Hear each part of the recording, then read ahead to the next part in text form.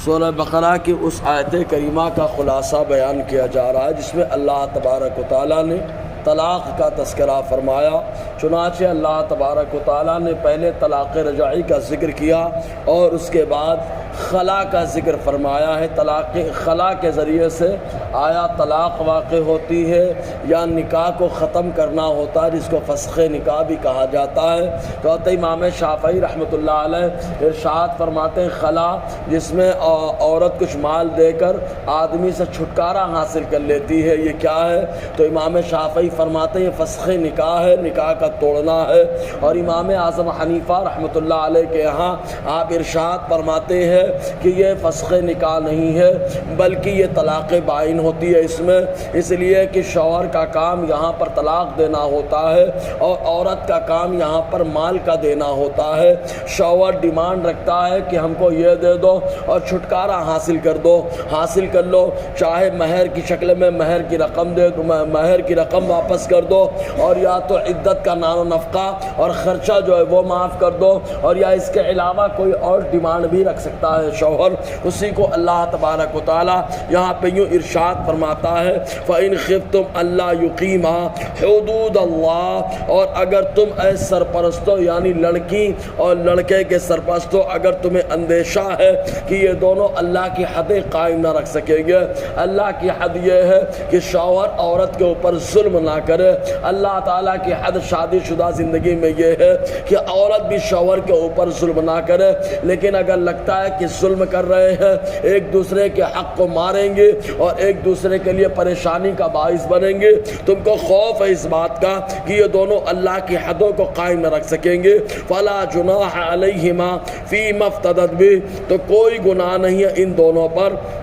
اس سلسلے میں جو عورت بطور فدیہ دے جو مال، تو جو مال بطور فدیہ عورت جو ہے دے اس میں کوئی گناہ نہیں ہوتا۔ چنانچہ آپ غور کریں کہ عورت فدیہ کے طور پر یعنی چھٹکارا حاصل کرنے کے لیے جو مال دیتی ہے اللہ تعالیٰ نے اس کو گویا کہ فدیے کی رقم قرار دیا ہے۔ تو خلا میں عورت جو ہے مال دیتی ہے اور شوہر جو ہے طلاق دے دیتا ہے، اس طریقے سے دونوں چھٹکارا حاصل کر لیتے ہیں۔ اور خود اس سلسلے میں ایک روایت بتائی گئی ثابت ابن قیس ابن شماس رضی اللہ تعالی عنہ کی کہ ان کی بیوی نے جا کر آقا علیہ السلام سے خالی کہا مجھے اپنے شوہر کے ساتھ نہیں رہنا ہے، تو حضور صلی اللہ علیہ وسلم نے فرمایا جاؤ تمہارے شوہر سے بات کی جائے گی۔ چنانچہ وہ چلی گئی، شوہر سے حضور نے بات کی ثابت ابن قیس ابن شماس سے، تو انہوں نے کہا جب وہ نہیں رہنا چاہتی ہے تو اب ایسی صورت میں میں نے مہر میں اپنا باغ دیا تھا، اگر وہ باغ مجھے واپس کر دے میں چھوڑنے کے لیے تیار ہوں۔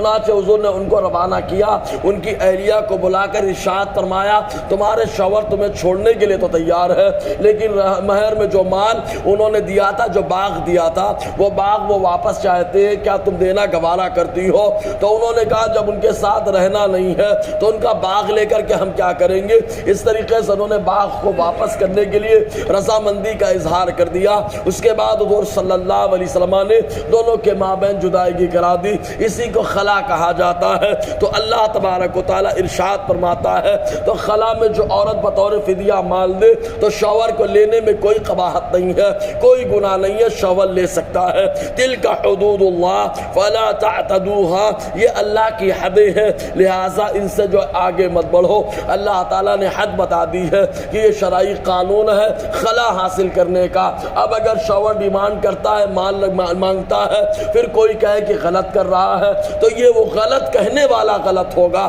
اس لیے کہ اللہ تبارک و تعالیٰ نے حد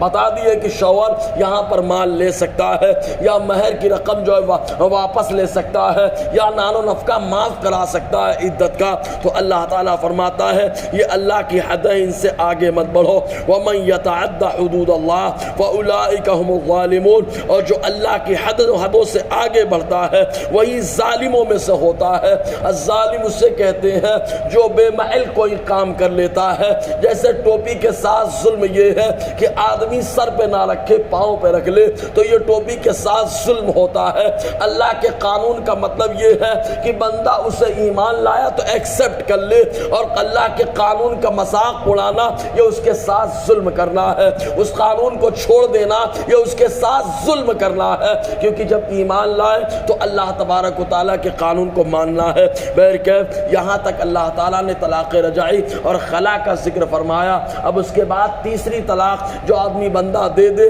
تو بیوی حلال نہیں رہتی ہے، اسی تیسری